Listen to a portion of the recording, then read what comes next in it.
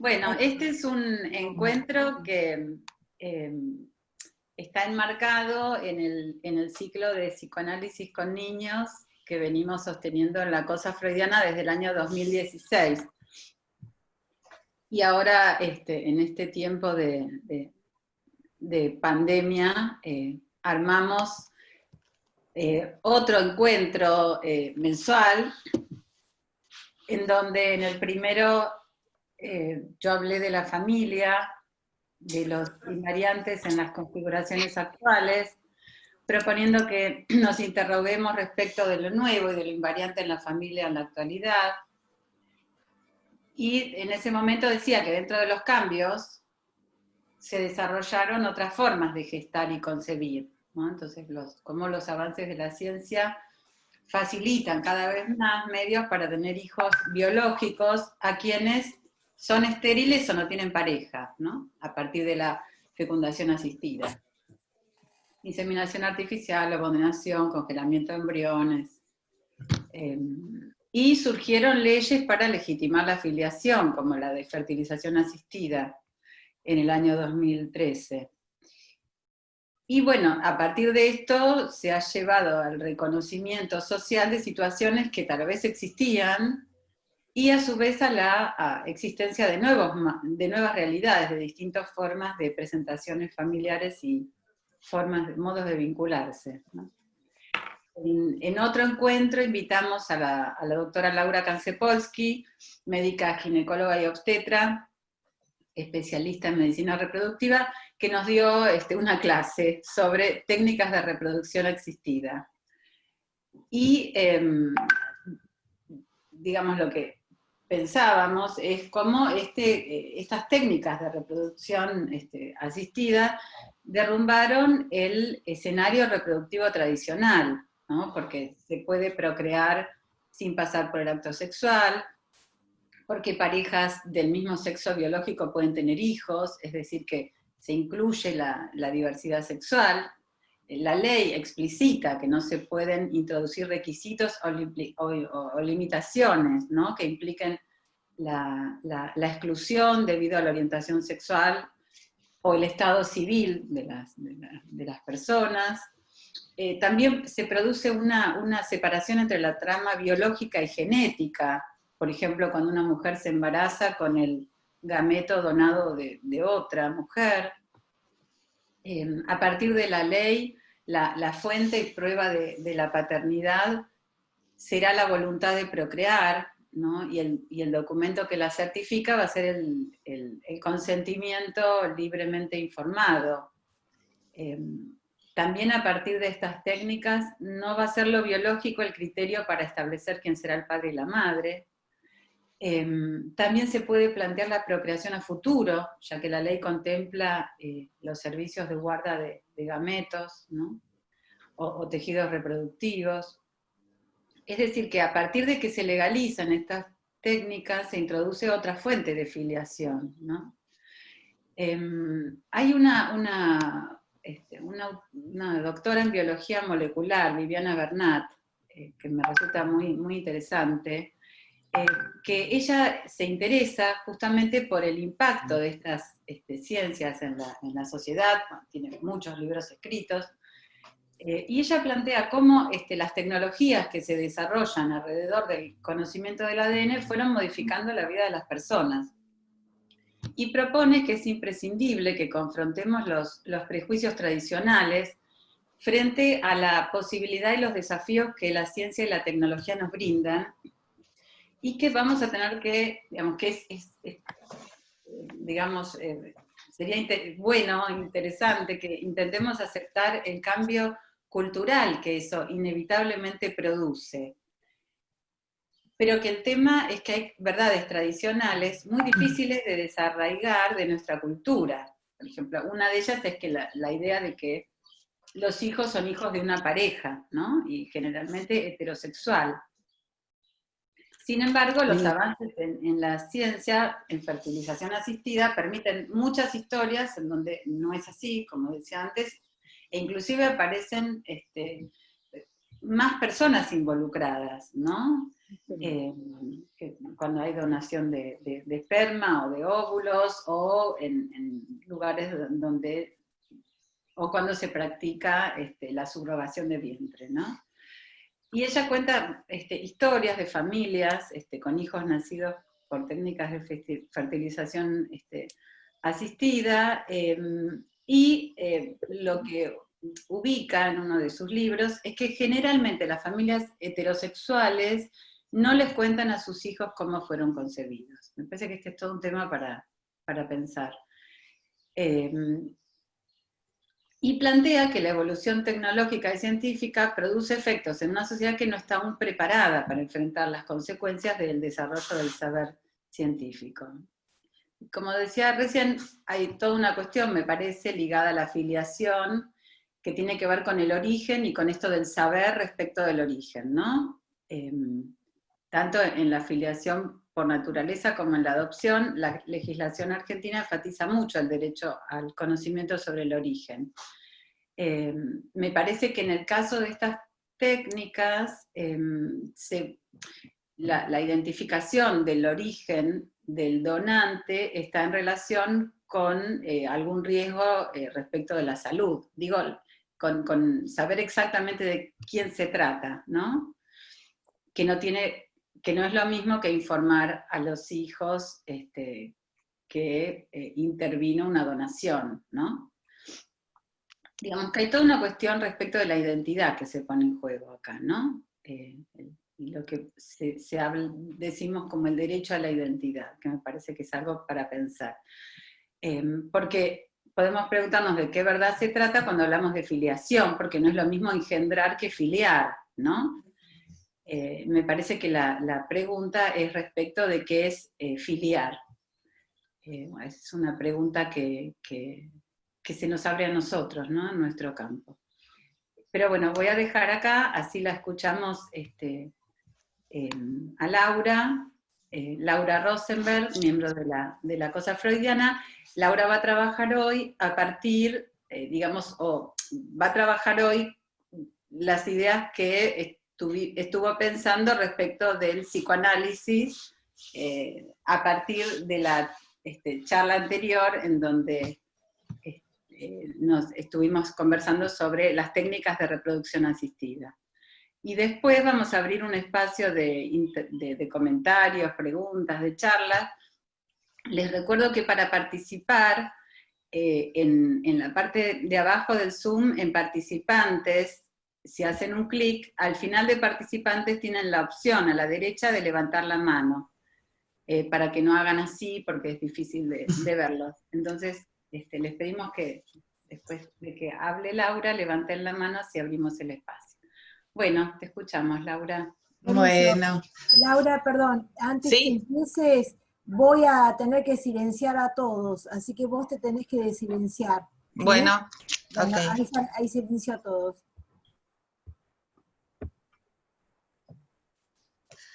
Bueno, buen día a todos. Estoy feliz de ver tanta gente amiga y sentirme como con muchas ganas de contarles todo lo que pude yo pensar y leer y trabajar sobre estos temas.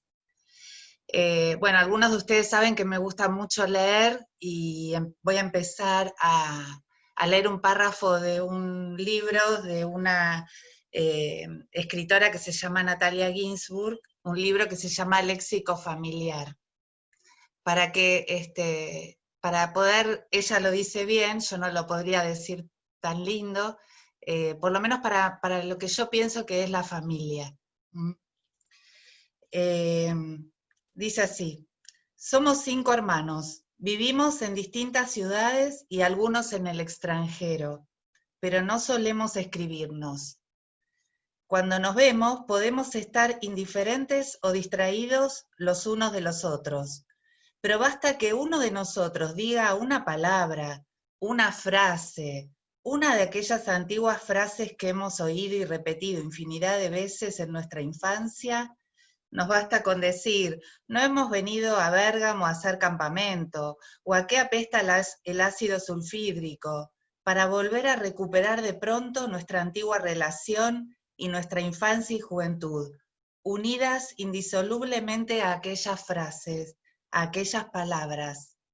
Una de aquellas frases o palabras nos haría reconocernos los unos a los otros en la oscuridad de una gruta o entre millones de personas.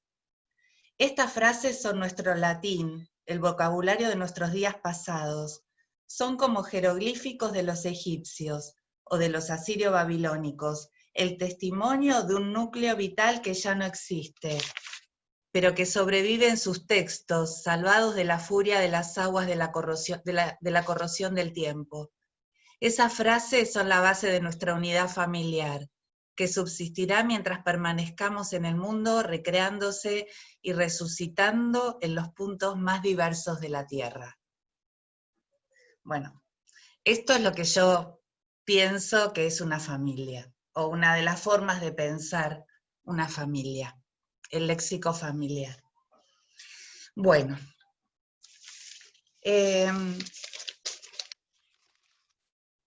hay varias cuestiones que quiero desarrollar hoy. Ustedes saben que la cuestión de la reproducción y la familia no es algo que, como se dice, una lealtad familiar no estuvo siempre presente. Hay ideas de, esto surgió también en la última reunión con Mariela, en la otra charla sobre familias y diversidad.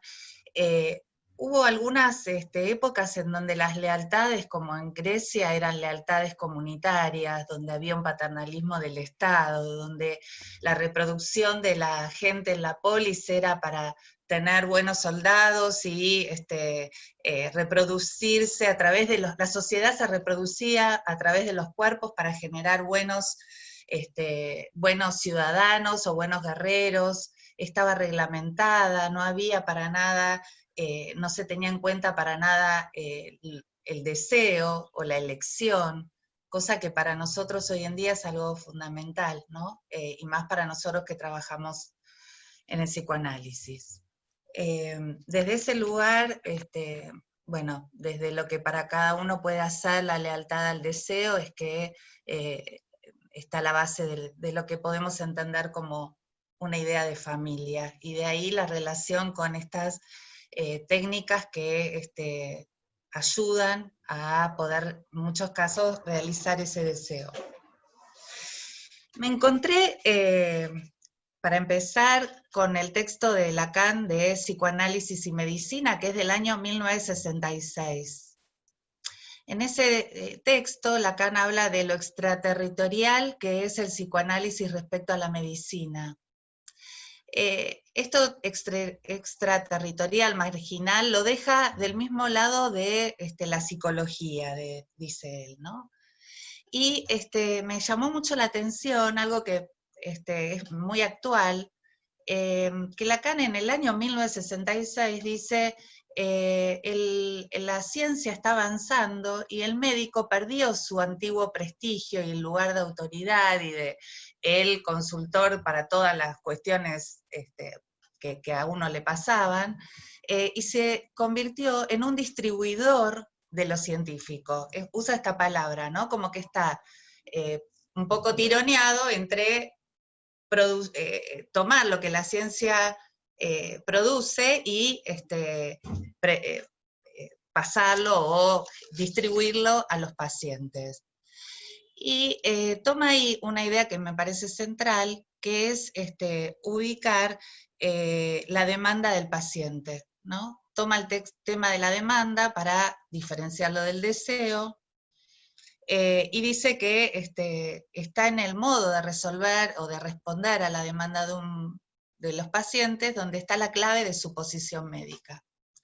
¿Qué quiere decir con esto? Que a veces los pacientes consultan, demandan seguir enfermos, ¿no?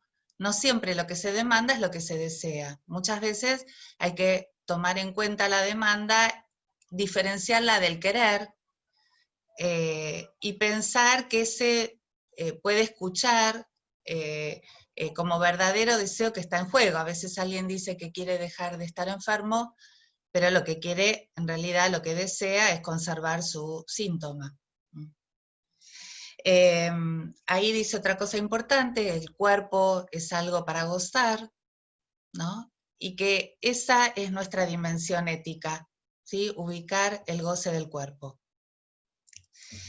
Por supuesto que lo cierra el artículo, entre otras cosas, con comentar algo así como que el verdadero lugar del médico estaría en poder maniobrar con estas cuestiones de la ciencia, de la demanda del enfermo. Y dice algo que me encantó, es que en nombre de qué los médicos podrán estatuir acerca del derecho o no al nacimiento. ¿Cómo responderán a las exigencias que confluirán con las exigencias de productividad? Año 1966. Ahí recomienda que los médicos escuchen a Freud y traten de no quedar como alienados ni en la demanda del paciente ni en el ofrecimiento científico. Bueno, en los años 90 aproximadamente me empecé a interesar en estos temas porque recibí una paciente que no podía quedar embarazada. En ese momento cayó en mis manos un libro que para mí sigue teniendo un montón de actualidad, que es de una analista, Marie-Magdeleine Chatel. Tiene un libro que se llama El malestar en la procreación. Es un libro del año 93. Ella, obviamente pasaron 30 años de esta experiencia de ella. Ella describe la experiencia como trabajando ella en una maternidad, ¿sí? Observa el trato que tienen las mujeres con la medicina de la procreación y dice que los médicos y las pacientes no hablan el mismo lenguaje. Dice que la infertilidad no es una enfermedad, sin embargo, la tratan la infertilidad no es una enfermedad, sin embargo, la tratan los médicos, y que las mujeres se prestan a ese lenguaje de la medicina, pero callándose. Sus lapsus, sus tropiezos, sus síntomas, manifiestan su reacción a esa medicina, pero no se lee eso como un indicio de su deseo. O sea, no leen los médicos que las respuestas sintomáticas de las pacientes tengan que ver con algo de su deseo. Ahora vamos a trabajar esto, pero la clave de este texto es que ella tiene la idea de que la infertilidad es una respuesta sintomática, en muchos casos, a el discurso médico. ¿Qué quiere decir esto? Que la infertilidad es una respuesta, en muchos casos, de un aplastamiento de esta demanda, de una distribución de los avances científicos sin preguntar, hablamos del discurso médico, no de los médicos, ¿sí? De algún médico. Estoy hablando de que muchos médicos se pliegan a este discurso, pero tomando nota de que cada consulta que se hace debería tener un tratamiento y no una respuesta inmediata a este pedido. Que, por supuesto, el médico en este caso en muchas situaciones queda como un hipnotizador, que muchas veces las consultas tienen que ver con cuestiones de lo femenino, que quedan aplanadas con una cuestión ligada a la infertilidad. Dice algo que me pareció muy interesante, que las mujeres se ofrecen, se dejan desposeer de su propia cuestión, quieren encontrar soluciones fuera de sí mismas. Fuera de sí mismas. Y se pregunta si la idea de querer tener un hijo es una idea ligada al yo quiero, ¿no? Otra idea importante que ella transmite es que hay significantes que fecundan. ¿sí? La idea que tiene es que hay lo que ella llama resortes fecundantes, ¿sí? Que es en el modo de ser. Quizá en ese momento no había tanta cuestión ligada a la diversidad sexual o al pedido de tratamientos por parte de, ¿no?, de homosexuales o homoparentales, pero en ese momento estaba por ahí más presente en el año 90, en los años 90, las consultas de una pareja heterosexual que quería tener un bebé. Pero dice algo que me pareció muy interesante, esto de los significantes que fecundan, da un pequeño ejemplo de una mujer que decía tomar un tipo de remedio para, no sé, para ayudar a su ovulación, y cuando el analista mira el remedio, era un anagrama del nombre del padre. ¿Sí? Del nombre del padre del apellido debía ser, ¿no?, de esta paciente. Entonces ese pequeño comentario la lleva a pensar en que ningún embarazo es por azar, que la fecundación es un signo del sujeto, dice ella, que no hay embarazo por azar, que la fecundación actualiza un significante importante para esta mujer y pone en el lugar de lo que el hombre dona algo también de un lugar o de un reconocimiento hacia la mujer a través de ese símbolo que le dona, que hace que ese significante fecunde. Incluso, y eso surgió también en la charla que dio el encuentro con Mariela, respecto a los abortos, ¿no? Ustedes saben que hay muchos momentos que uno puede ver que hay embarazos no deseados, supuestamente, que se ofrecen de alguna manera como sacrificios, ¿sí?, a una historia con la madre. Lo que ella dice es que incluso los embarazos que están destinados a ser suprimidos no son por azar. Da el ejemplo en ese momento, por ejemplo, dice, bueno, hay exiliadas de algunos países que llegan a Francia, que siempre se cuidaron y nunca en sus lugares de origen quedaron embarazadas y llegan a Francia en un momento donde con muy malas condiciones para tener un hijo en ese momento, y que quedan embarazadas en esas malas condiciones de recién llegadas y con pocos recursos, como un modo de plantear algún corte con su lugar de origen, como una ofrenda, como un sacrificio más que ofrenda, ¿no?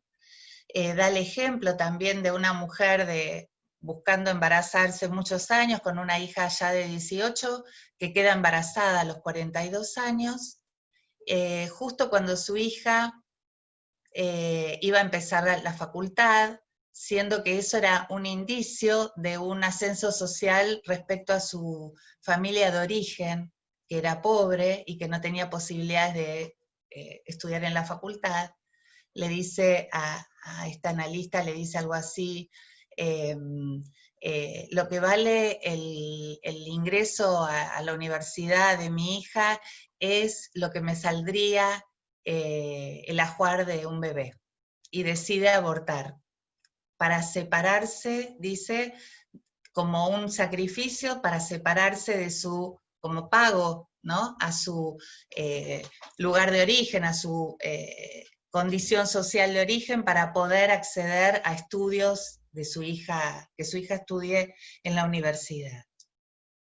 Todas estas cuestiones las llevan a poner mucho el acento en que no se trata de ayudar o colaborar con el desafío voluntarista de los pacientes, ¿no? Que no hay que acrecentar o creer firmemente en que cada vez que alguien dice quiero algo, ese querer es igual a un deseo. Usar indiscriminadamente las técnicas dice que acalla la relación al cuerpo, a la feminidad, que muchas veces intenta dar solución a desencuentros de pareja, nombrando eso como infertilidad, y cuenta el caso de una paciente que una vez se enteró, esta analista, que iba por el pasillo de la maternidad donde ella trabajaba, y le dice a una enfermera que la estaba acompañando a la consulta, bueno, yo nunca puedo tener relaciones sexuales con mi marido porque tengo dolores, no me resulta fácil. Este lugar del pasillo donde hace este comentario no había entrado a la consulta del médico, donde el médico tampoco le había preguntado si tienen relaciones, cuándo tienen relaciones, si son momentos del ciclo donde es más factible que haya un embarazo. Todo esto queda como en el pasillo, ¿no? En el pasillo para esa paciente, confiándole esto a alguien que la escucha con atención, ¿no? Esta pareja había sido diagnosticada como infértil, ¿no? Como entrando en el proceso de tratamiento desde baja a alta, sí, de alta complejidad.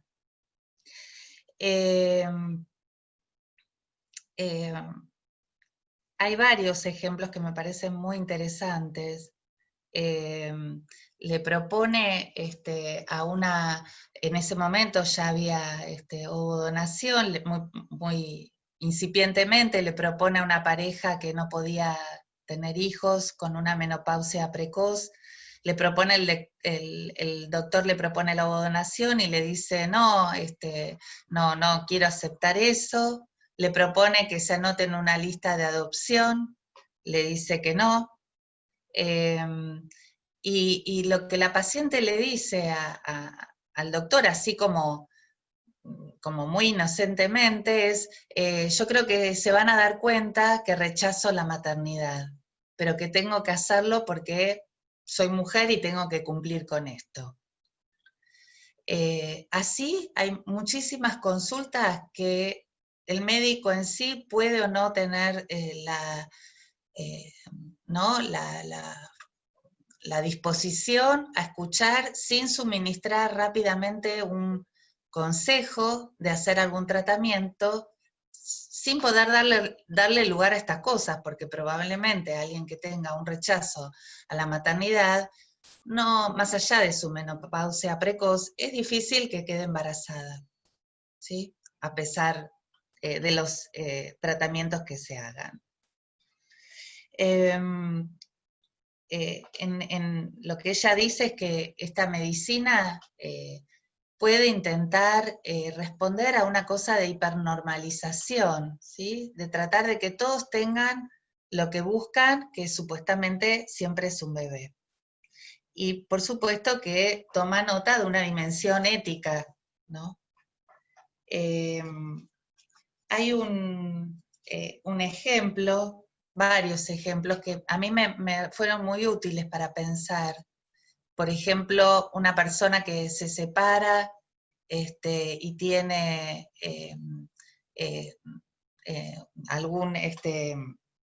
un marido que la había abandonado y tiene en el banco de espermas congelados del marido, y el médico acepta ¿no? Que prueben con ese esperma que ella quede embarazada, hace muchos intentos y no lo logra, hasta que, bueno, consulta al analista y la analista puede ayudarla a cuestionar esta necesidad de ella de desafiar el no del marido. En ese momento no debía estar legislada esta cuestión de la ¿no? implementación de esta técnica cuando no hay un acuerdo. hasta que, bueno, va un analista y puede escuchar que lo que tiene que hacer es un duelo por este novio o marido que la abandona y poder crear un deseo de seguir una búsqueda amorosa que la lleve a concretar su deseo con otro hombre, ¿no? Pero hay que proponer algún trabajo donde alguna cuestión ligada a la castración, a la pérdida, al duelo se ponga en juego. En esta línea es interesante que en otra consulta una pareja no hace varios intentos y no puede quedar embarazada, y en un momento la mujer se enoja mucho con el médico que no obtiene resultados positivos. La analista está presente en esa consulta. Los valores del esposo habían quedado como muy distorsionados de unos meses a esa parte, y el analista Yatel le dice, ¿usted ha sufrido algún traumatismo este tiempo? Y el hombre dice, no, un traumatismo físico no me golpeé, no me pasó nada, pero bueno, yo hay algo que no conté, yo tengo 2 hijos de otro matrimonio. Cuando abandoné a mi esposa anterior para juntarme con esta mujer con la que estaba haciendo la consulta, esa esposa, o sea, la madre de sus hijos, se suicidó. El médico no sabía ni que él tenía hijos, ni que había pasado por esto. A este hombre, el laboratorio de sus espermas estaba claramente alterado por algún otro motivo que no tenía que ver solo con una cosa bastante cotidiana, es que los espermatozoides tengan a veces o poca movilidad o baja cantidad o distintas disfuncionalidades. Esto tiene que entrar en alguna apreciación por el médico, por parte de los médicos. Bueno, como yo les decía, para Yatel la infertilidad es una respuesta en muchos casos a este discurso hipnotizante de los médicos que muchas veces diagnostican como infértil cuando no hay un trabajo previo de escucha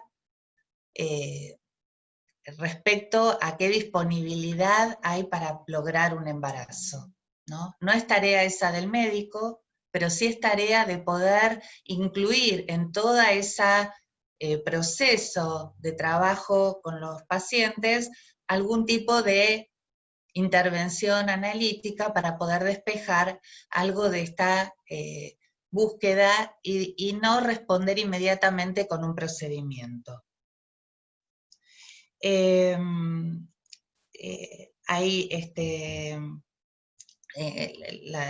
Freud decía, ¿no? Hay ecuaciones simbólicas necesarias para que una mujer pueda poner al hijo en un lugar que no sea de objeto, a la búsqueda de un embarazo que no tenga este cometido.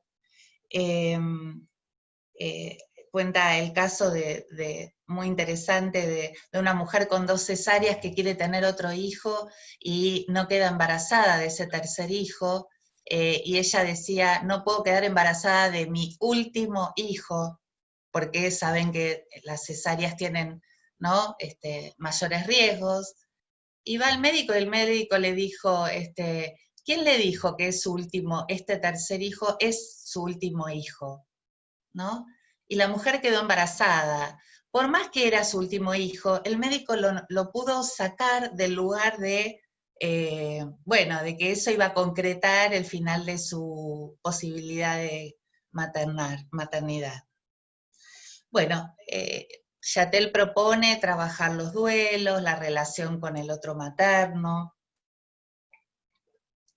Ustedes saben que las clínicas que hay en Buenos Aires, en muchas hay como puestitos de venta de ropita para bebés, cochecitos, un montón de adornos para los hijos, en lugares únicamente destinados a asistir a las personas que no pueden quedar embarazadas.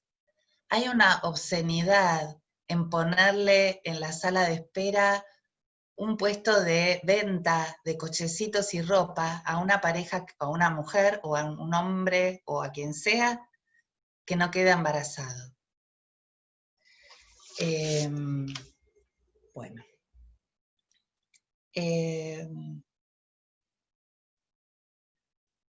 Voy a dejar acá con esta cuestión de este texto, se lo súper recomiendo, no sé si se consigue hoy en día, pero me parece que tiene mucha actualidad. Bueno, otro tema. Ahora sí, respecto a la actualidad, la diversidad y las técnicas de reproducción asistida. Estamos como asistiendo, ¿no? A la liberación de la parentalidad, dice una analista, Mariana Lizalde. ¿No? Las formas los modos de hacer familia cambiaron mucho, y también las técnicas, desde Yatel desde este libro hasta hoy. Obviamente hubo un desarrollo científico enorme, y ahora también las familias se arman con una diversidad que es bastante, ¿no? Bastante amplia, y ya lo heterosexual dejó de ser el elemento fundamental. Sí, obviamente la capacidad de amor, lo que hemos visto, ¿no? Del deseo no anónimo, de la singularidad en la afectividad que los padres traten a sus hijos. Bueno, ahí ya en los años 60 recuerdan que hubo como una liberación sexual por la posibilidad de elegir o no quedar embarazada con la pastilla anticonceptiva. Ahí hubo una liberación sexual. Ahora hay una liberación en cuanto a las posibilidades de formar distinto tipo de familias o de encuentros sexuales y de legitimidad para hacerlo, ¿no? Hay una analista que trabaja mucho estos temas que se llama Patricia Alcolombre. Ella tiene un libro sobre deseo de hijo, pasión de hijo. Ella diferencia que muchas veces el deseo de hijo no está como armado, sí hay pasión de hijo, que es como una, que se explicita por una intensidad afectiva y puesto el hijo en un ideal que lleva a sacrificios y a búsquedas muy, muy persistentes en tener hijos, sin ningún tipo de corte o de pregunta o de límite o de, ¿no? Preguntarse hasta dónde, hasta cuándo, qué me pasa, ¿no? Hay una intensidad en esa búsqueda que lleva a una repetición constante de técnicas, ¿no? A las que también los médicos se prestan, porque también está en juego una cuestión económica y creo yo, en muchos casos, no, justamente en la doctora Laura Kansepolsky sé que no es en ella, por eso la invitamos. Hay una cosa del saber médico, de la omnipotencia de los médicos, de poder ayudar al logro de estos embarazos, que a veces no miden el sacrificio que esto implica a veces psíquico, ¿no? En las mujeres y en las parejas o en las personas que buscan tener un hijo. Ella dice que hay gente que puede expresar que sin el embarazo no se es nada, sin tener un hijo no puede vivir, no se imagina su vida sin tener hijos, que eso puede ser algo muy legítimo, pero no sin medir las consecuencias en cuanto al sometimiento a muchas prácticas que resultan a veces iatrogénicas.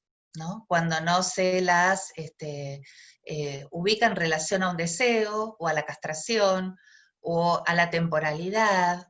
Bueno, cuando no hay una pregunta, una escucha y un acompañamiento de otro orden.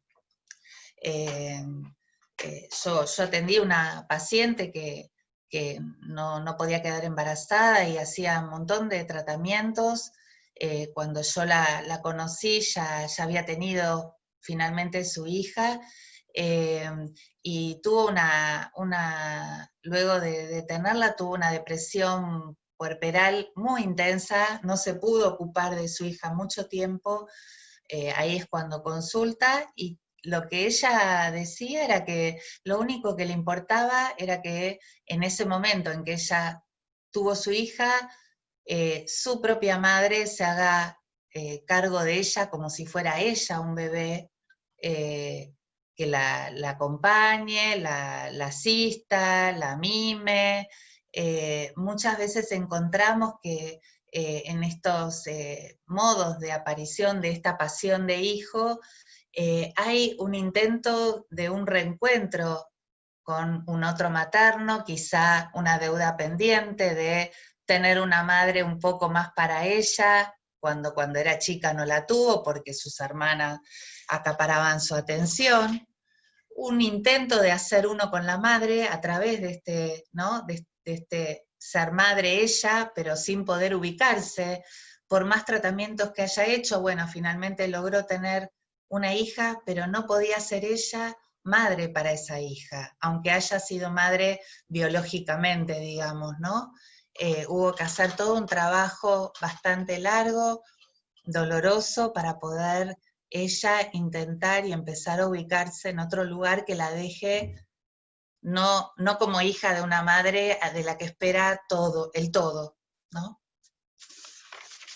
Bueno, el paso importante en estas técnicas fueron la donación de gametas, el alquiler de vientres. Bueno, hay una discusión respecto al trabajo psíquico de elaboración de lo propio y lo ajeno, por ejemplo, con los donantes anónimos. Esto permite responder más a las demandas de nuevas configuraciones familiares. Este hacer propio de un bebé, a mi entender, no es algo que sucede solamente con los tratamientos de fertilidad.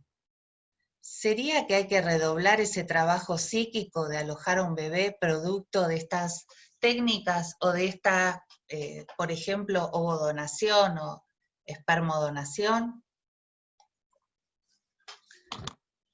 Es una pregunta, ¿eh? Todos los padres deben elaborar la presencia del hijo que se está gestando como algo altero, otro, y también luego de su nacimiento incluirlo en una alteridad que le permita diferenciar ese otro de ellos mismos. Es el desafío de todo ejercicio de la paternidad el poder acompañar en un proceso de individuación a cada hijo. La idea de Freud de que los padres depositan su libido narcisista en sus hijos y los ubican en un lugar de excepción de la castración, en algún momento debe caer. Vemos padres de familias tipos, de familias bien constituidas, entre comillas, que no pueden renunciar a ese ideal narcisístico y por ende no aceptan la castración, exigen de sus hijos una satisfacción imposible. Hay padres que no son los típicos y se las arreglan con la falta de una manera mucho más lograda. ¿Quién sabe? Lo mismo sucede con el uso de las técnicas. ¿Puede un hijo venir al lugar de un objeto funcional al narcisismo de los padres o ser el resultado de un vínculo erótico amoroso de una pareja que no logra concebir de otra manera o de una persona que desea tener un hijo a la cual estos tratamientos les permiten lograr su deseo no sin angustias?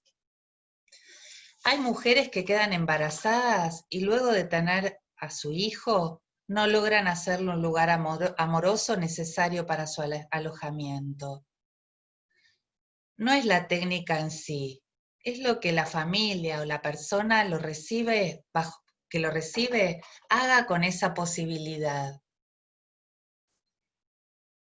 me consultó una chica que se quería someter a un tratamiento, tenía ya un hijo de 3 años al que solo veía de 7 de la tarde a 9 de la noche, porque trabajaba desde las 7 de la mañana en un lugar lejos, o 8, y se iba antes de que el chico se despierte, y venía a las 7 de la tarde cuando el chico se tenía que bañar e irse a dormir.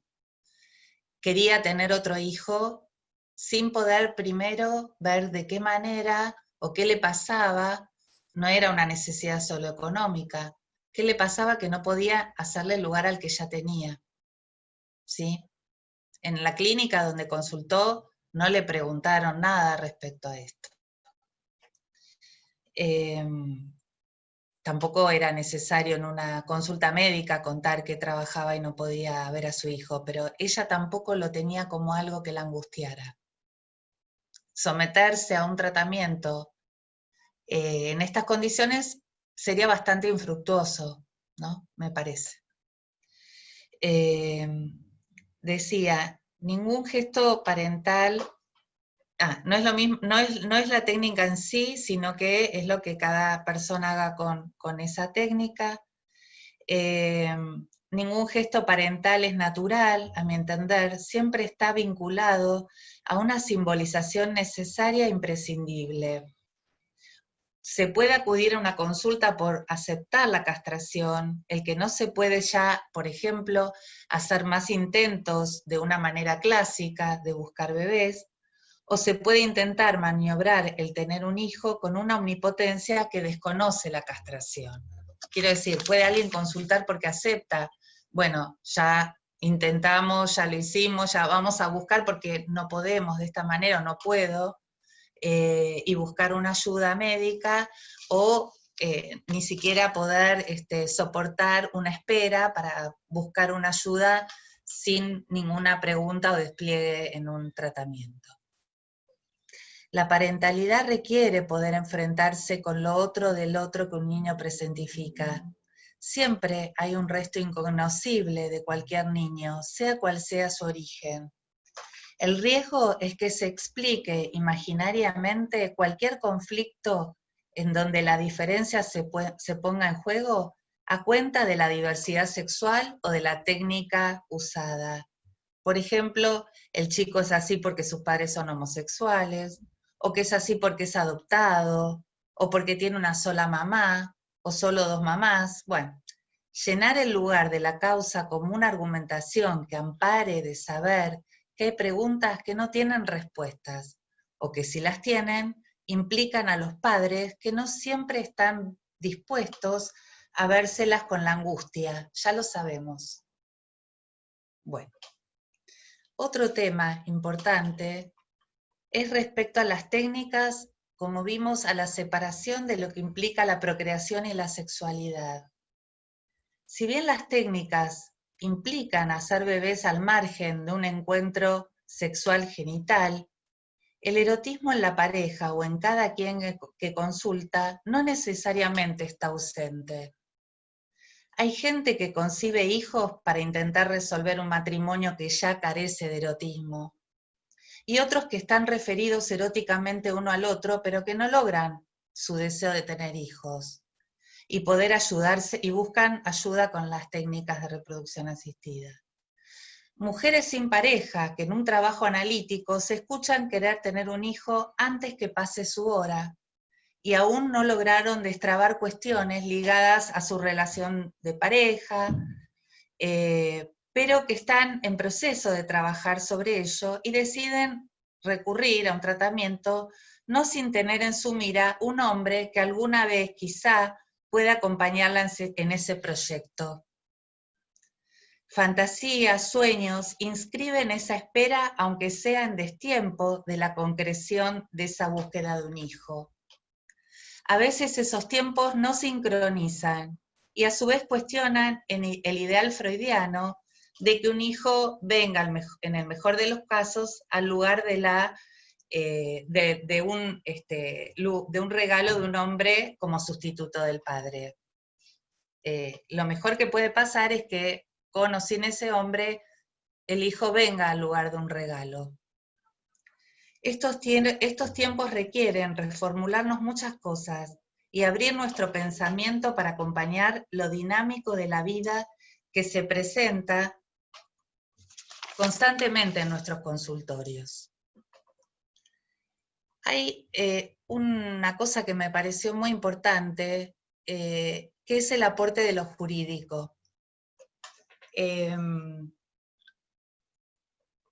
día que dio la charla la doctora el mes pasado, Laura Kansepolsky, ese mismo día salió un artículo en el diario Clarín sobre una mujer que se había separado de su esposo, tenían una hija, un hijo, no sé, y ella le hacía ella quería transferirse unos embriones que habían quedado, producto de unos tratamientos, habían quedado en un banco de embriones congelados en la clínica. Ella le dijo a su ex marido el deseo de hacer eso, de poder transferirse esos embriones. Él se negó y como ella hizo todo, lo judicializó, él presentó un escrito donde decía claramente que él no quería ser padre de esos hijos, ni biológico, ni simbólico, ni de ninguna manera. Tuvo que intervenir en el Código Civil, hay una figura que es la que yo quiero retomar, que es el tema del consentimiento, ¿sí? Para tener hijos hay que prestarse a este consentimiento, no se puede hacer ningún procedimiento sin que haya legalmente establecido este consentimiento, si es en una pareja, de parte de los integrantes o del que busca ¿no? que busca tener hijos bajo este tipo de prácticas. También pasó esto al juez de menores, porque se considera que los embriones tienen que estar ¿no? cuidados por alguien, cosa bastante que está en discusión por si se puede o no pensar que los embriones que no están transferidos, o sea, que no están transferidos a una mujer gestante, se los puede considerar personas con lo cual necesiten un amparo legal. Este es un caso que quería comentar. Hay otro muy interesante en una revista de Psicoanálisis y Hospital de un analista llamado Bushman. En esta revista de Psicoanálisis y Hospital, el artículo se llama Aspiraciones peligrosas, es en la revista Paternidad y Filiación, tiene unos años. También cuenta que ya en el año 98 había un artículo que salió en el página 12, un artículo que se llamaba Una nena con 5 padres, ¿no? Eran 5 padres porque eran los padres que no podían tener hijos, una mujer que subrogaba el vientre, un donante de gametas, una mujer que donaba gametas y un hombre que donaba espermas, ¿sí? Son 5. La pareja, bueno, al tiempo o antes de que el embarazo llegue a su término, se separa, y el hombre dice que él no quiere hacerse cargo del pibe, que él no tiene nada que ver, que ya no quiere, el proyecto de pareja terminó, y bueno, él no quiere el chico. La mujer, una corte, esto fue en Estados Unidos, una corte le dijo que la mujer subrogante, la que tenía el bebé en su panza, la que llevó el bebé, tenía que ser la madre. Hasta que esto se va dirimiendo, lo va criando, o la va criando la madre, la que deseó ese hijo y que con su marido, del cual se separó, buscaron este procedimiento para tener el bebé. 3 años la crió ella, pero como no se había divorciado del marido, porque, o sea, podría adoptarla, no la había adoptado porque podría adoptarla si se hubiera separado de este marido y no se separaba del marido para no dejar de recibir una cuota respecto al bebé. Bueno, nada, bollaba judicialmente este caso, hasta que vino un abogado y dijo, déjense de joder, un bebé es el producto de un consentimiento de quienes han buscado, han intentado, han programado hacer este recurso del alquiler de vientres con la donación de gametas, así que los que son padres del bebé son los que dieron su consentimiento a generarlo. Este fallo, digamos, lo que permitió es que no solucionó en sí mismo, sí solucionó la crianza de este bebé, de este hijo, que ya era hija, 3 años, pero lo que es interesante es que a partir de este fallo hubo una posibilidad de que la pareja, la expareja, digamos, como se despejaran entre ellos cuestiones ligadas a su relación de pareja, para poder dar el consentimiento de ser padres de ese hijo, de esa hija, ¿no? Más allá del vínculo que ahora los unía a ellos como pareja.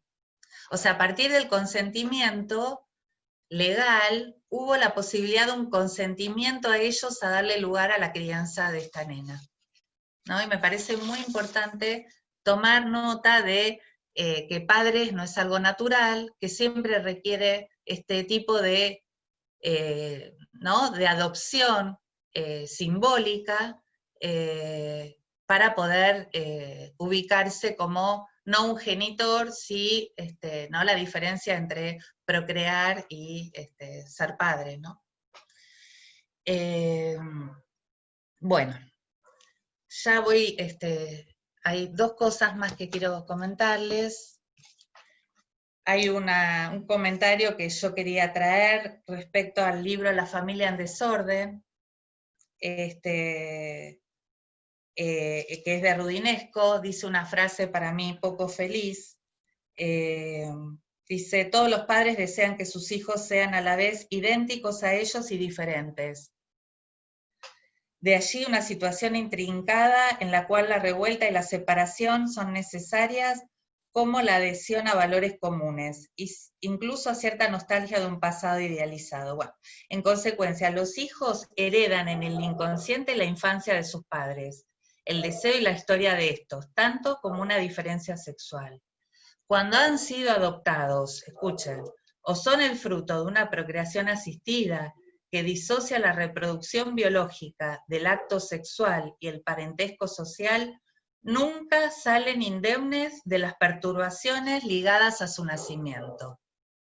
Nunca salen indemnes de las perturbaciones ligadas a su nacimiento. Rudinesco, ¿sí?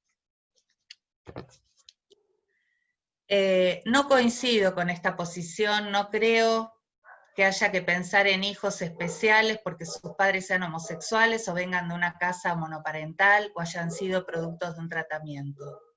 Sí es importante el lugar en el otro, que conquisten, que tengan un lugar singular, que haya responsabilidad respecto a ellos, de un deseo no anónimo, tal como Lacan lo ubica en sus textos. Cómo sus otros elaboren el proyecto familiar y también la legitimidad con la que se sientan habilitados a ejercer su función. Sí, quizá, o sea, que los padres que homosexuales o monoparentales, o del modo que sea que se tenga un hijo, la legitimidad con la que se sientan implicados en esa crianza. Sí, quizás hay un tema respecto a cómo contar estos modos de llegada al mundo. El momento de hacerlo y que hay un derecho de los hijos de saber sobre su origen y permitir el despliegue de las fantasías que sus síntomas en muchos casos vehiculicen. Hay un ejemplo muy que me encantó en un artículo, en un libro, Parentalidades y Género, es de una analista que se llama Mónica Sack. El artículo se llama Katy y la sopa de hacer bebés. Después lo escribo, ¿sí? No se preocupen. Les comento mínimamente la situación. Es una nena de 8 años que sus padres la llevan a una consulta con una analista de niños, a ella, porque su síntoma es que no comía bien, estaba muy delgada y no podía cambiar este mal hábito de no alimentarse adecuadamente. Bueno, parecía una familia tipo bastante clásica, y la analista ve a la nena en un primer encuentro y le dice si sabía por qué consultaban sus papás. Ella dice, la pibita le dice que cree que sus padres consultan porque a ella no le está yendo bien en el colegio, que ella quisiera que le vaya mejor y porque no tiene muchos amigos. Cuando la analista en otra entrevista le cuenta a los padres lo que la nena le dijo, ellos los padres le dicen, bueno, quisiéramos agregar algo, pero no tiene ninguna importancia en todo esto. Nosotros cuando tuvimos la primer intento con esta nena de 8 años tuvimos un intento de quedar embarazados, naturalmente, no pudimos, un par de meses no quedamos embarazados, teníamos unos parientes que se estaban sufriendo mucho en la búsqueda de un embarazo, y nosotros nos dijimos que si teníamos un problema, iríamos rápidamente a consultar, a hacer un tratamiento.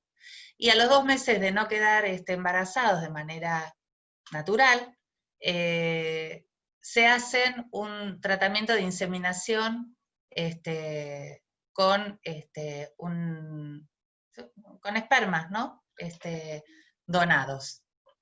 ¿Qué pasó con esto? Está ubicada ahí la urgencia, la urgencia, la no espera, el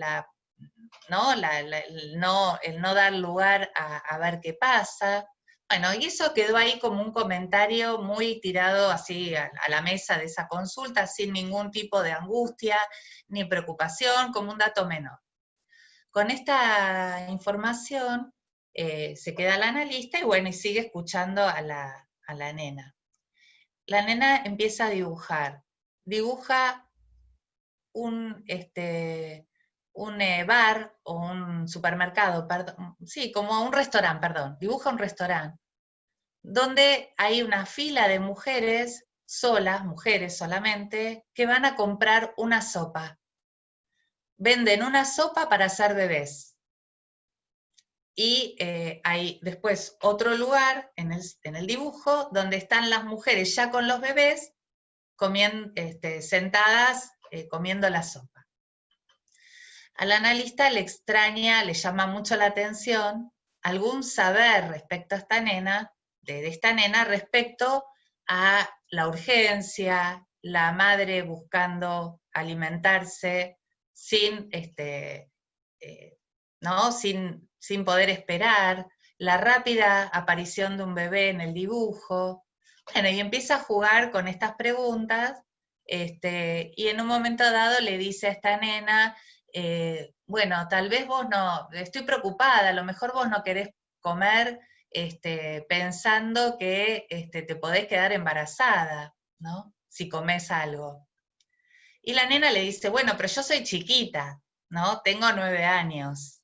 Pero bueno, esta intervención produce sus efectos, ¿no? En esta nena, y bueno, después sigue contando, pero como en el dibujo se plasma algo de la urgencia de las mujeres solas, dice que los hombres, al preguntarle le dice que los hombres no van a ese restaurante, ¿no? Como despliega una idea del origen que de alguna manera incluye alguna fantasía respecto a lo que, ¿no? Que anuda su síntoma con algo de esta fantasía de su origen. Bueno, quizás lo más difícil para los niños que tienen familias diferentes a las tradicionales es que se vean enfrentados a cuestiones ligadas a lo público, la aceptación de los lugares en donde esté inserto, por ejemplo, la escuela, un club.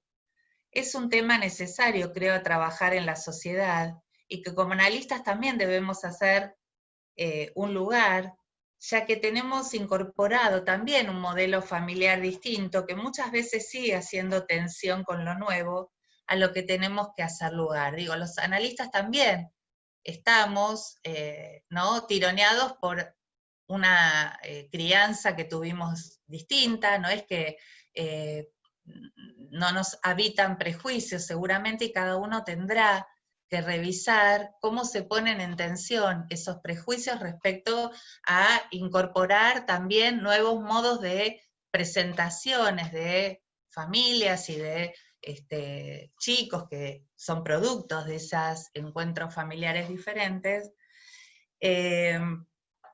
Y ya para terminar, tomaba en cuenta esto que dice Mariela, de esta genetista que justamente la mamá de Mariela entrevistó, y fue súper interesante en la Escuela Freudiana de Buenos Aires. Hubo una entrevista y luego un debate con Viviana Bernat, que me pareció excelente, genetista. Ella comenta algo muy lúcido, que es esto de que los hijos son hijos de una pareja, la identidad se construye, que no se puede pensar que un hijo que nace de estas técnicas sea distinto por el solo hecho de tener este modo de ser concebido, y que dice que ahora ya incluso ella, que es genetista, no habla de padre biológico, no habla de padre biológico para un donante de gametas, o donante, o mujer o hombre, ¿no? Dice que habla de aporte genético, origen genético, no habla de padre biológico o madre biológica, que madre o padre es el que ¿no? Le hace lugar a un hijo, no por haberlo tenido concretamente, gestado concretamente. Y por último, dice que el hijo es de la madre que lo deseó, del padre que lo deseó, y hace un comentario muy interesante, que es que sobre el tema de la búsqueda de la identidad de los padres, miren mis prejuicios, del origen genético de las gametas. Aprendí más de esta genetista que de muchos artículos de psicoanálisis, que muchas búsquedas, como en los hijos adoptivos, de su origen biológico, hay que buscar qué cuestiones hay en juego en la crianza de esos hijos, para que ellos tengan la necesidad de conocer algo de del aporte genético que recibieron para haber podido nacer, ¿no? En los avatares de la crianza concreta de esos hijos hay que buscar alguna cuestión que haya hecho necesario a ese hijo hacer esa búsqueda, ¿sí? Salvo en el caso de enfermedades, ¿no? Eso es otra cuestión. Así que bueno, esto es lo que pensé y que quería compartir con ustedes, y bueno, gracias. Ahora, Muchísimas gracias, Laura. Bueno, se abren un montón de cuestiones. A mí particularmente, y supongo que a Laura también, nos interesan más las preguntas nuevas que puedan surgir para seguir pensando estos temas. Yo hago un comentario, y ya están anotadas Gabriela, Amoroso y Luz, pensaba justamente en cómo estamos tomados por un imaginario, ¿no? Que nos, bueno, estamos en un simbólico que nos hace estar tomados por este imaginario, que, por ejemplo, recién te hizo decir, los hijos son hijos de una pareja, ¿no? Sí. Cuando justamente Viviana Bernat plantea que eso es por lo que estamos tomados, de que los Sí, hijos sí, son sí. como una pareja. Y ella plantea que justamente hay muchos hijos en los cuales no hay una pareja de padres, ¿no? Claro, claro, sí, sí. Esta Por eso persona dije que yo también. es genial, pero es que es buenísimo, porque es así, tenemos que trabajar sobre eso, ¿no? Eh, y cómo, bueno, esto que ya sabemos de que la consanguinidad no asegura la afiliación y el ejercicio de las funciones paterna y materna, que no es lo mismo engendrar que filiar, ¿no? Ya cuando hablábamos de adopción, la adopción desprende la filiación de la procreación, y lo que vos decís, Laura, también, que es así, es que aún cuando se trate de hijos biológicos hay que adoptarlos, ¿no? Que tener hijos biológicos no garantiza. Cómo es a partir del reconocimiento de la adopción simbólica que un bebé se inscribe en una línea de parentesco, ¿no? Bueno, de esto habló Patricia Mariscotti en Un niño es siendo adoptado.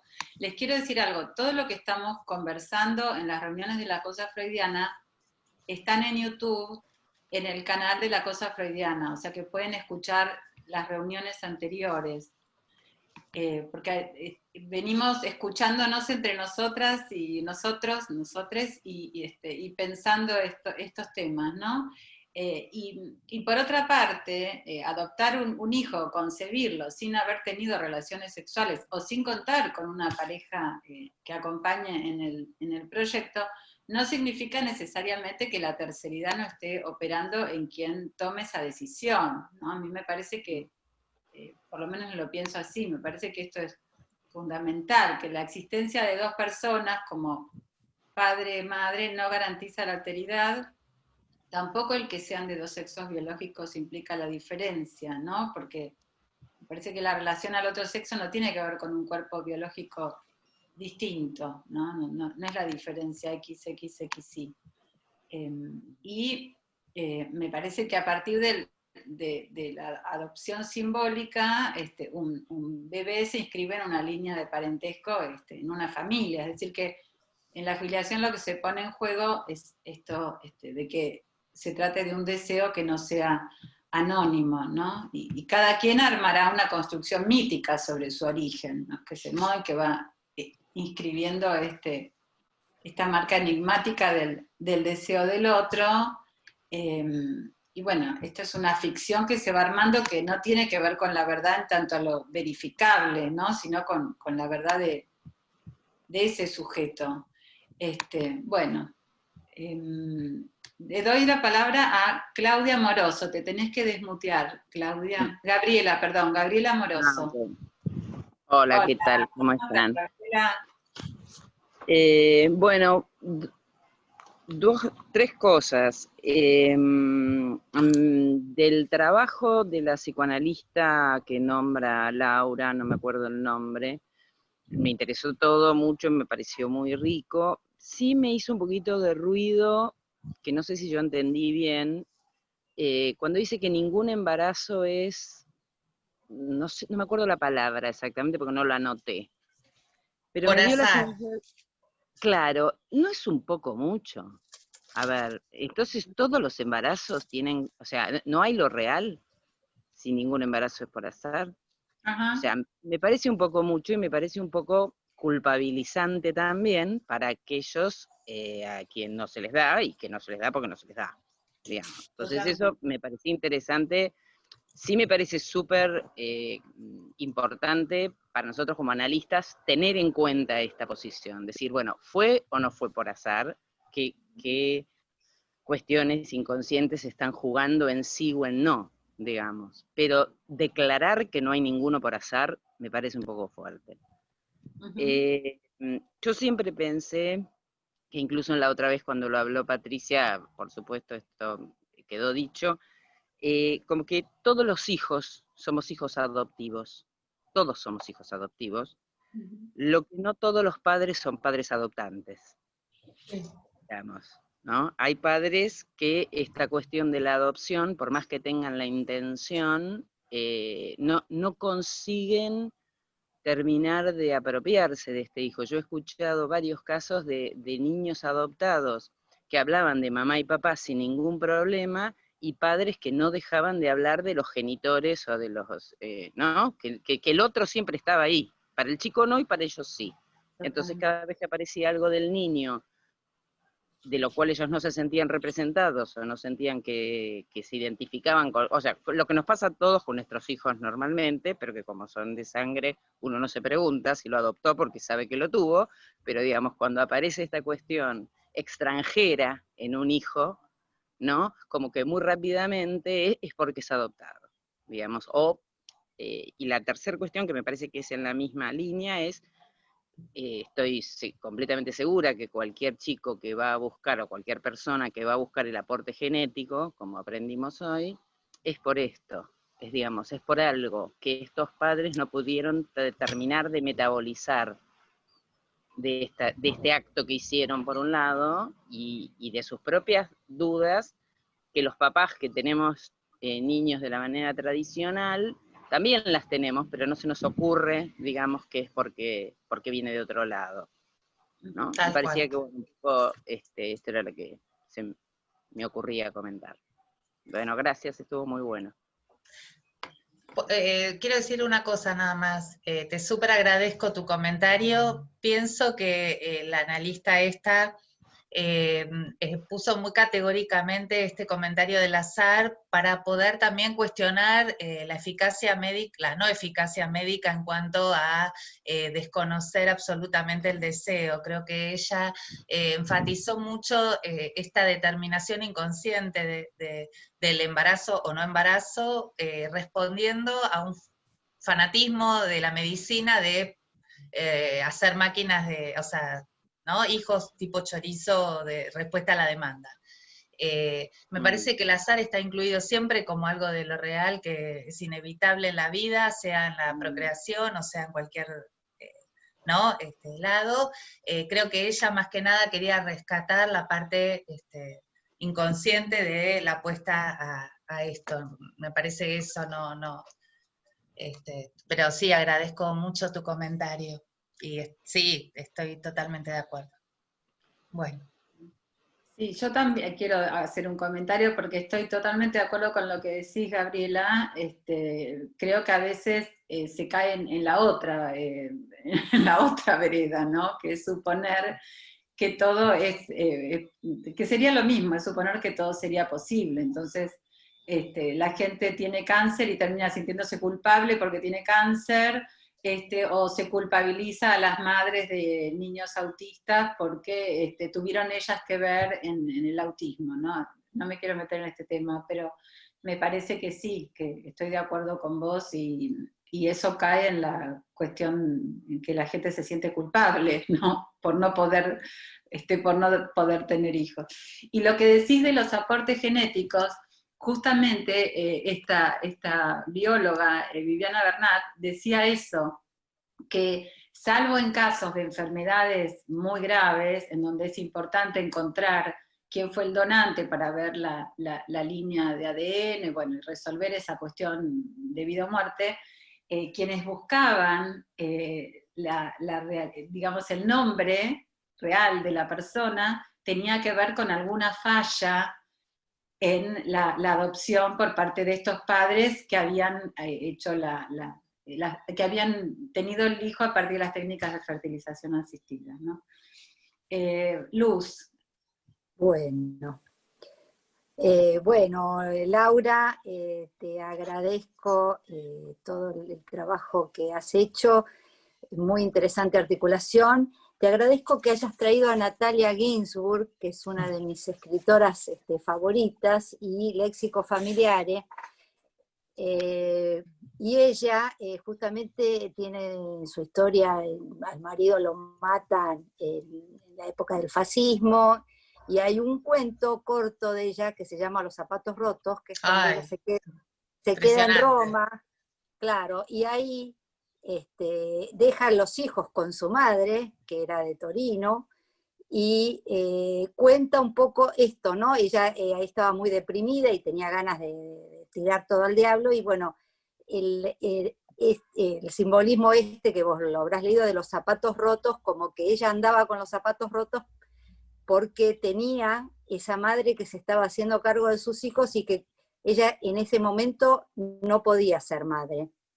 Entonces, bueno, ella podía transitar esta vida así, media como sea que estaba, sabiendo que había un otro, ¿no? Que podía, y ella en algún momento la iba a poder retomar. Y esto del léxico familiar, ¿cómo tiene que ver tanto con la Lange, me parece?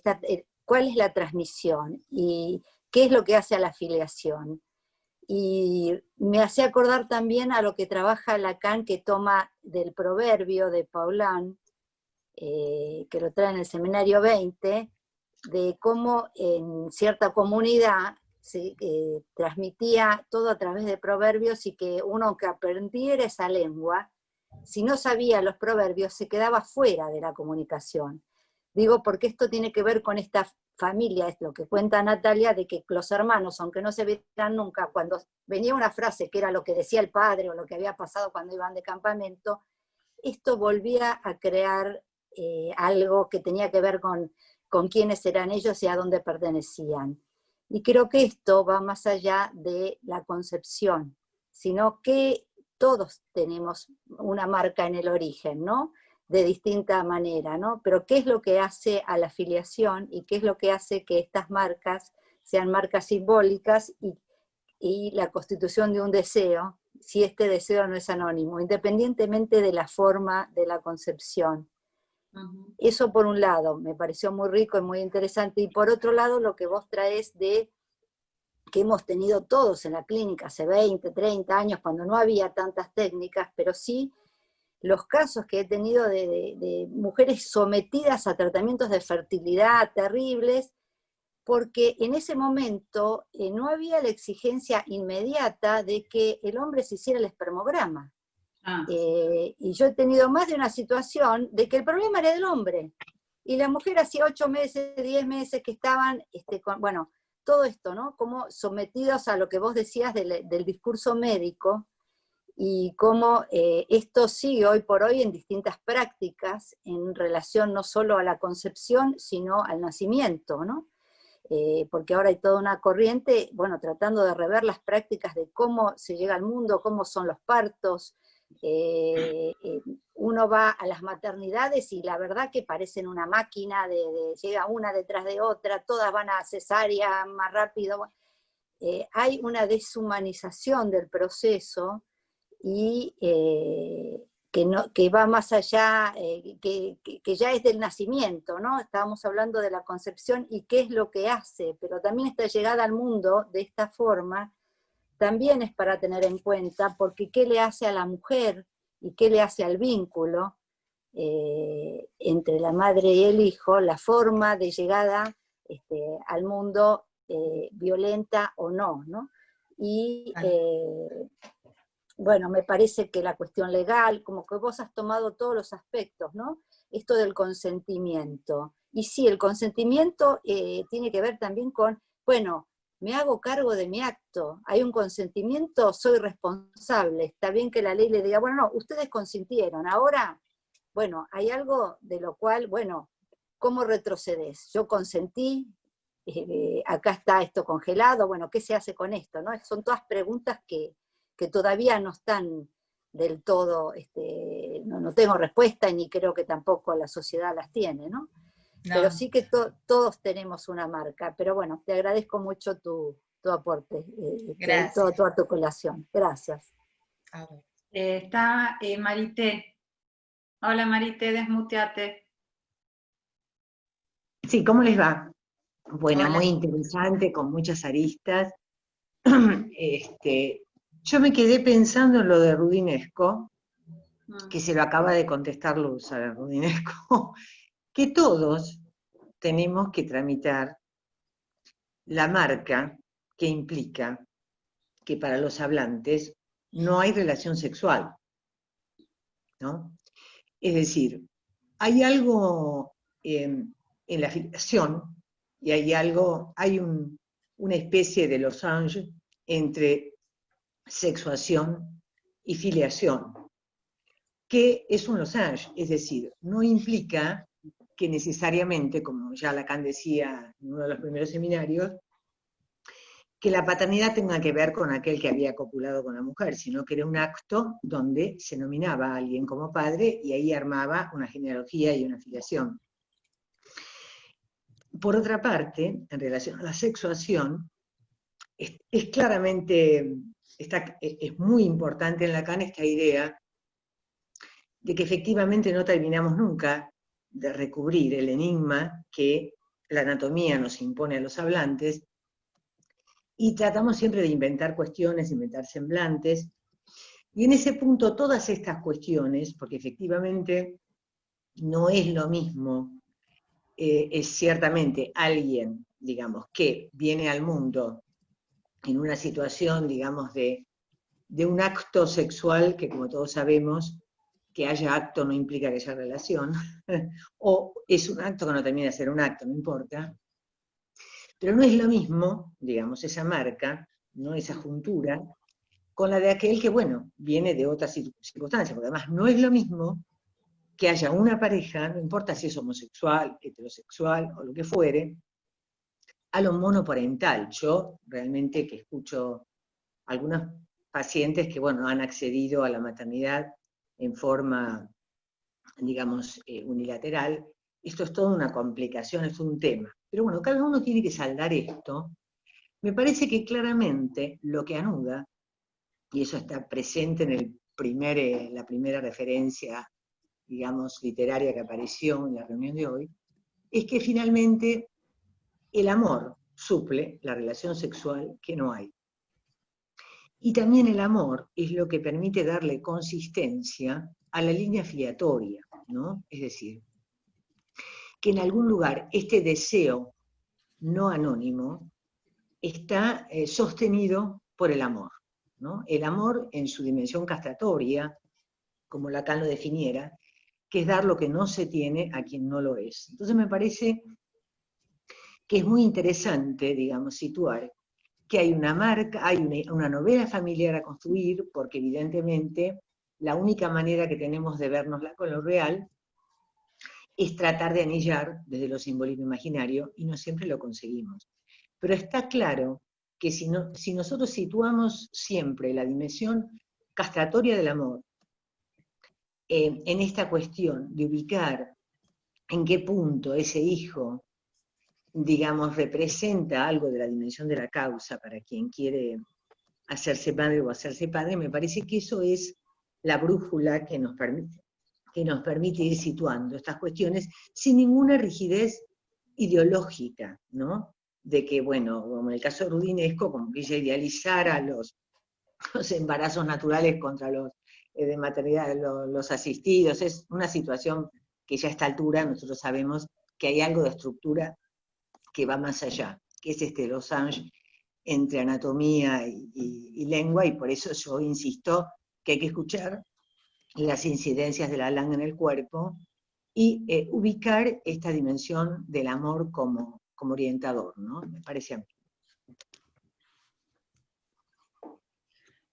Perdón, está Patricia Mariscotti, que no puede levantar la mano porque es anfitriona, y después Estela Formica, y yo me anoté. Patricia, desmuteate. Bueno, gracias. Bueno, no, yo no quiero hablar demasiado más. Lo que pasa es que esto nos despierta un montón de cuestiones. De hecho, hay la Convención de los Derechos del Niño, es una gran convención que le da vuelta a toda esta cuestión de darle derecho a los niños, que hasta ese entonces, en la década del 90, no se los consideraba. Pero está este derecho que dice, todo niño tiene derecho a una familia y a la identidad. Sin embargo, y esto es lo que a nosotros nos convoca como analistas, por esta cuestión que acaba de explayar muy bien Marité, no hay una relación sexual, esto la adopción que recibe un niño para tener una filiación, sin embargo, hay niños que viven en una familia y no son adoptados, para decir de alguna manera, y hay muchos casos de niños que se han criado sin familia, porque realmente se conocen, que han llegado a la adultez sin haber tenido un padre, una madre que lo haya adoptado. Y sin embargo, hay algo que sucede a nivel de los significantes, evidentemente, que ha podido funcionar como nombre de padre y algo de la función madre, porque por los efectos, ¿no? Es muy interesante pensar entonces a qué llamamos familia, ¿no? O sea, esta cuestión imaginaria de que todo, tienen que estar todos los, digamos, los personajes, los actores de una familia, o es algo que se construye en un plano inconsciente y quién sabe dónde se ha producido una adopción, ¿no? Bueno, simplemente para pensar todas estas cuestiones que nos abren con estos temas. Bueno, gracias, muy interesante Laura y Mariela. Sí, Gracias, Patricia. Estela, Formica. Gracias. Ahí. Laura, muchas gracias, aprendí muchísimo esta mañana con vos. Sí, dos cosas breves. Una es una anécdota que quiero compartir porque la verdad que tiene que ver con nuestro país y nuestro hospital y nuestra facultad pública. En 1980, el consultorio de ginecología infanto-juvenil del Hospital de Clínicas llamó a algún psicólogo y entonces pude estar yo en ese consultorio que se recibían las llamadas pacientes de alto riesgo porque tenían embarazos y abortos reiterados. Entonces, bueno, el jefe de ese consultorio, que era Méndez Rivas, y había otros tantos ginecólogos y ginecólogas reconocidos, se sentaban, digamos, nos sentábamos los tres psicólogos que estábamos en ese momento, pero yo estaba en un proyecto de investigación respecto de estas chicas, y escuchábamos los dos, ¿no?, juntos a esa paciente. Además, había un asistente social.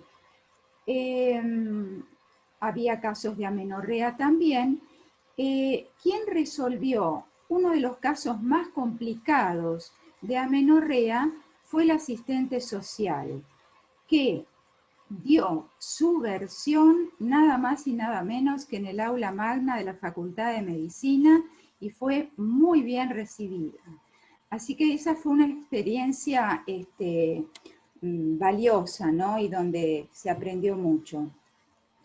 Y la otra cosa es pequeña, entre esto llamado el aporte genético. Yo recordaba que la doctora Laura Cancelpolsky,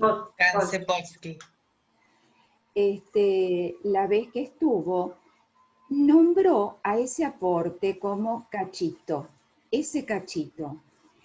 Este cachito, así nombrado, si bien es un real, me parece que ya está trenzado en el nudo de otro modo, si se lo piensa así, porque implica algo amoroso y del alambre.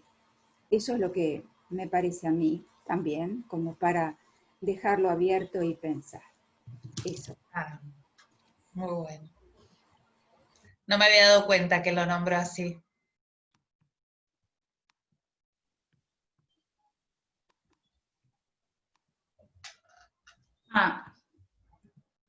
Estoy yo. ¿Qué pasó? No sé qué pasó.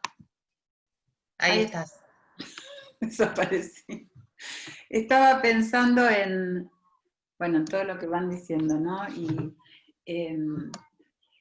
en esto de que si Rudinesco habla de perturbaciones es porque supone una alteración en lo normal, como si hubiera algo normal, ¿no? Y me parece que justamente desde el psicoanálisis eso no podríamos plantearlo, eso estaría del lado de la psicología, ¿no? Pensar en una normalidad.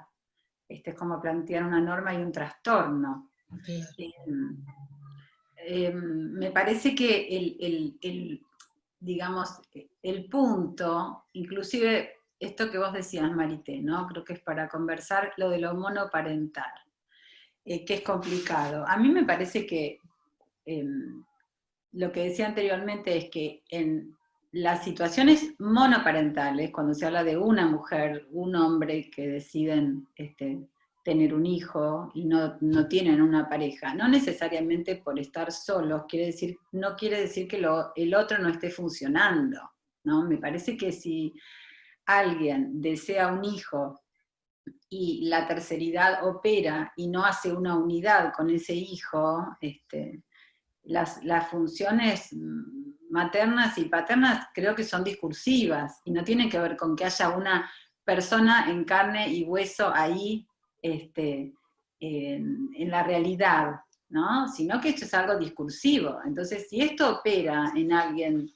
neurótico y hay un deseo en relación a ese hijo, me parece que tenemos chances de un anudamiento que vaya hacia la neurosis. Igual nunca podemos, no podemos decir nada, es lo que yo planteaba el día que hablaba de la familia.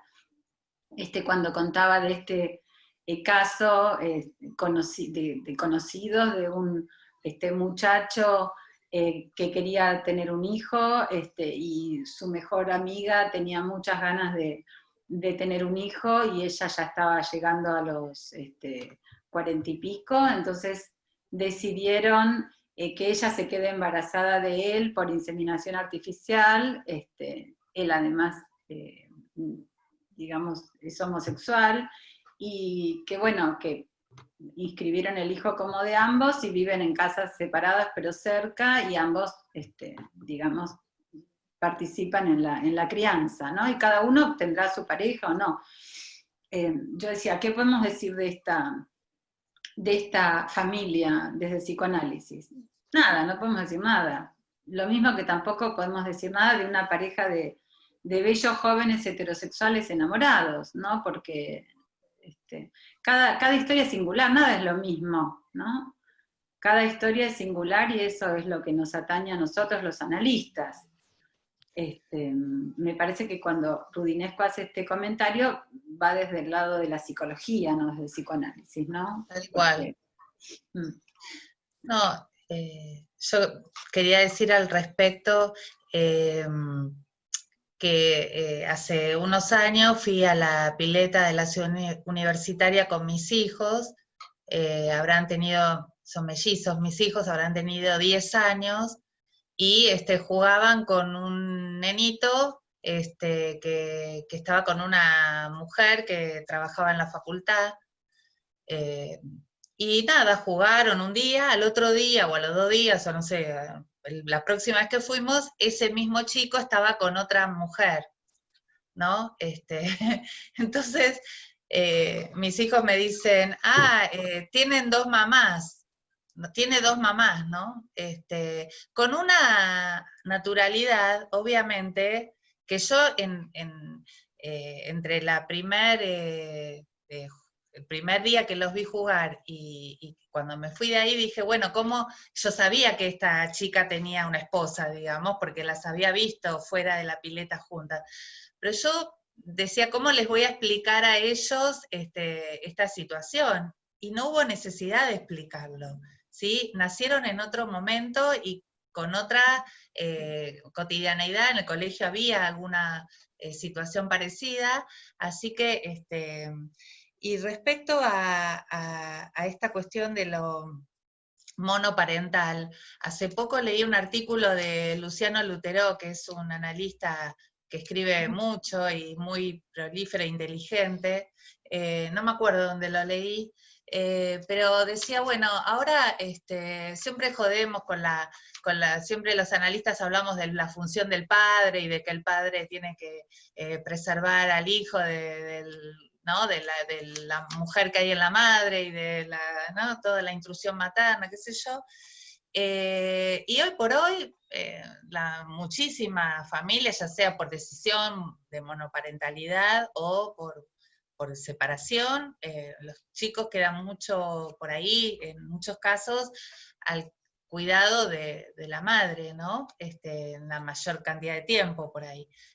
¿Cómo va a ser esa madre? No para esperar que venga la función del padre concretamente, que tampoco esa es la función del padre, digo, ¿no? Pero ¿cómo vamos a pensar que cada mujer que tiene a su cargo un hijo tiene que también preservarlo y que funcione en ella esa función de una manera que no esté esperando que algún otro venga en lo concreto a la renuncia de ella a bañar con su goce el exceso en los hijos, digamos, ¿no? Como si él hubiera ubicado algo de los movimientos de la vida, ¿no? En este caso de la actualidad, digamos, como llevado a un momento distinto al que se supone esa idealidad donde convivan padre-madre o donde el padre esté, aunque esté separado, esté bastante presente, que sí sería bueno, pero que la mujer tiene que aprender a conquistar esa renuncia,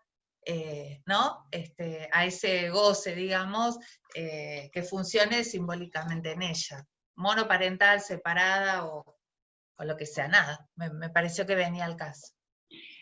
Es más, me parece que si suponemos que una persona, ¿no? Hablando de persona, una persona de sexo biológico femenino tiene que esperar que venga una persona de sexo biológico masculino para que deje de gozar de su hijo, estamos en el horno. O sea, esto tiene que estar inscrito en ella, ¿no? En ella o en él, porque son funciones. No se trata de que ahora viene el padre, como si la función del padre real, simbólico, imaginario fuera persona. Son funciones que están funcionando discursivamente y entiendo que no depende de las personas concretas que estén ahí operando. Además, bueno, la clínica enseña cómo padres heterosexuales, digamos, a veces no transmiten estas funciones en el hijo, ¿no? Perdón, está Patricia Vargas y de nuevo Marité. Patricia. Bueno, gracias. Muy buenos días para todos. Bueno, desde Cali, Colombia, quiero darles un enorme agradecimiento por este tipo de espacios y pues en particular me llega muchísimo. Yo trabajo en el Instituto Colombiano de Bienestar Familiar y hace 3 años estoy ubicada en la parte de preparación y evaluación de familias solicitantes en adopción, así que pues creo que podrán entender cómo es de importante esto. Escribí un pequeño texto porque estoy tan contenta de escuchar esto, o sea, tenía muchas emociones, entonces dije, no voy a escribir algo pequeñito para compartirlo, ¿no? Entonces coloqué... Sí, por favor. Vale, Laura, su trabajo presentado hoy aporta muchas preguntas e ideas para continuar abordando desde lo laboral la adopción indeterminada. Gracias a esa articulación que hace con familias, reproducción asistida, adopción, entre otros temas. La mayoría de las parejas que han llegado, pues a mi trabajo, tienen dificultades de fertilidad y prácticamente todas no han tenido algún tipo de acompañamiento psicológico, menos psicoanalítico. Me pregunto mucho por ese deseo de hijo ahí, por los duelos. Hay una insistencia muy fuerte en ciertos casos e incluso después, cuando se les otorga idoneidad, hay unas pocas familias que desisten por la larga espera, otros que quedan en embarazo. Y aquí hago un paréntesis porque yo he estado siguiendo una página de adopciones en Argentina y, por ejemplo, he leído cuestiones de esperas de 7 años, o 5 años, 7 o más. Acá, por ejemplo, en la zona donde me encuentro, en Cali, la espera mayor ha sido casi 3 años. Y sin embargo, digamos, a los 2 años ya, aquí hay familias que dicen ya no más, esto es demasiado, nos engañaron, bueno, en fin. Recuerdo un caso en el que llevaban intentando la pareja 10 años, ¿no? Para tener un hijo. Y los últimos 7 tuvieron intervenciones médicas, tratamientos in vitro y otro tipo de fertilizaciones asistidas, que incluían pues el asunto de lo económico, una gran inversión económica y pues el desgaste anímico, en fin, angustias, la invasión en el cuerpo, lo cual precisamente cuando lo escuché me pareció de ese lado del exceso, ¿no? Del goce. Quedo con las referencias bibliográficas que muy amablemente usted nos comparte hoy. Muchas gracias. Muchísimas gracias a vos, Patricia. Y compartí el escrito, por favor. Vale, gracias. Ok. Sí, gracias, Patricia. Marité. No, yo quería aclarar que no me quiero referir a que hago una crítica a la gente que en forma monoparental decide embarazo. Yo trataba de explicar que yo en mi consultorio me ha tocado atender gente, digamos, que apeló, digamos, a la inseminación en forma individual, y yo lo que me refería es como para el neurótico, el peso de la novela familiar, el peso de lo familiar, el peso del ideal de la familia, tiene una consistencia a tramitar, porque está claro, ya a esta altura todos sabemos, que el nombre del padre es una operación que funciona en el discurso de la madre. Pero esto no alcanza, digamos, a veces la función no alcanza porque el resquemor fantasmático que anida en la gente que está solo, porque digo, es lo que yo escucho en la clínica, les quiero contar en el caso por caso, yo realmente soy, como analista, me baso en lo que escucho y lo que representa para cada uno. Entonces, de repente, la monoparentalidad supone siempre para el neurótico una sensación de estar en falta, de no darle al hijo esa especie de familia, ¿no? Como faltar un ideal. Y está el tema de la pregunta, a veces desasosegante, que es esta cuestión de qué le va a pasar a él si me pasa algo a mí, ¿no? Es decir, como que hay un tema que tiene que ver con por qué existe la familia, que tiene que ver con este tema de, bueno, ¿por qué los humanos necesitamos? Esto es una cuestión de la antropología. Yo tengo una de mis hijas que es antropóloga, y ella una vez, que charlamos de ese tema en el set, hacía la reflexión de que si las culturas humanas no hubieran inventado dispositivos ampliados de crianza, la humanidad no hubiera subsistido. Es decir, que la idea de que es posible estar solo es pesada. Yo lo decía en ese sentido, pesa, porque hay un punto de real de que todos solos no se puede, digamos, que necesitamos del otro, que hay algo de la castración. Por eso esta cuestión, digamos, en las culturas humanas, el invento, digamos, de estructuras filiatorias, de estructuras familiares, de gente que se dedica, de un sistema de crianza ampliado. Es decir, porque claramente la familia nuclear es un invento del capitalismo contemporáneo. Yo lo decía en ese sentido. No sé si ahora está un poco más claro, porque a veces uno, con la falta de tiempo, no se expresa con claridad, pero yo veía esta cuestión de todo lo complejo que es esta situación, ¿no? La complejidad que significa el sostén de la crianza, ¿no? Porque hay un real ahí, hay alguien, es decir, está siempre el constructo simbólico imaginario, pero también está el real que ese constructo puede o no terminar de anudar. En ese sentido lo planteaba, ¿no? Sí, acuerdo totalmente, Marité, porque además me parece que el punto es ese, ¿no? Es que alguien esté en relación a la falta y a esto de necesitar del otro, ¿no? En las familias monoparentales muchas veces encontramos justamente con la dificultad de poder solo. Bueno, pero el tema es que se pueda armar lazo para que no sea solo. Y a veces Sí. nos encontramos con familias heterosexuales o de dos, donde alguien supone que puede solo, ¿no? Entonces, por eso digo que a veces no depende, pero sí, digamos, desde las cuestiones prácticas es mucho más complejo. Sí, no solo, yo conozco una chica que tuvo el año pasado un bebé por una donación de espermas sola, tiene una relación familiar de la familia extensa muy alojante y amparante, en algunos casos con su papá un poco incestuosa, pero bueno, es una chica que tiene como muy claro su deseo de tener un hijo y anda bárbaro, pero sí cuenta con un recurso de cierta cosa familiar de la familia extensa, ¿no? En lo anímico, sí, en ciertas cosas de encuentros familiares, en el apoyo.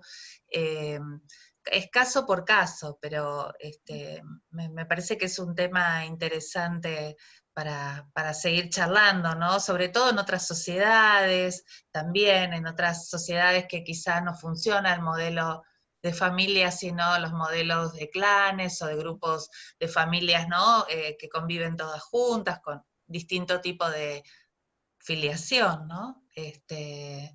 Pero bueno, me parece un tema muy piola para seguir. Lo que además quiero volver a rescatar de lo que hablé es no pensar, que es lo que a mí me interesa, en esto de la exclusión de lo erótico respecto a la cosa de la procreación de con las técnicas, y he visto o escuchado gente que por ahí, como les decía, hay parejas que buscan hijos y no se están referidas uno al otro en lo sexual y en lo sexual y en otros aspectos, y gente que por ahí está sola, pero que claramente tiene en su deseo en algún momento formar una pareja, pero que quiere tener un hijo y trabaja en su tratamiento poder, ¿no? En algún momento resolver cuestiones que le permitan hacerle lugar a un hombre o a una mujer, lo que sea, que me parece que el erotismo es súper importante, trabajar con los tratamientos de esta fertilización asistida para que no quede como por fuera de la contemplación del médico. Laura, cuando hace las transferencias, contaba que después involucra algo de la sexualidad, o después de los, ¿cómo se llama? De los tratamientos más básicos, de la inseminación, ¿no? Así que bueno, nada, eso me parece que tenemos que tomar nota y poder incluirlo en nuestra valoración de nuestro aporte, ¿no? Que sea con el menor costo de mala calidad de vida en cuanto a la sexualidad de quien consulta. Bueno, ya estamos En hora. En hora. Bueno, te agradecemos muchísimo, Laura. La verdad que planteaste un montón de cosas para seguir pensando. Agradecemos a todos los que participaron. Los invitamos a seguir participando de los encuentros de la cosa freudiana, que son los lunes a la mañana, de 9 a 11 a 10:30, y el ciclo de niños, que es el primer sábado de cada mes, y eventualmente este encuentro del tercer sábado. El próximo, este lunes, voy a presentar un material clínico, acto y nominación, y el primer sábado de octubre, Marité Ferrari va a estar a cargo del ciclo de niños. Bueno, muchísimas gracias. Desmuteo para... no, tenés que desmutear vos, Patricia, si podés. Así saludamos.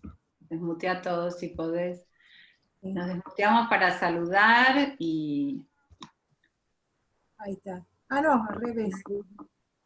Sí. Ya se... Chao, muchas gracias. Muchas gracias. Muchas gracias. Gracias. Chao, gracias. Chao. Muchas gracias. Hasta pronto. Hasta pronto, gracias a todos.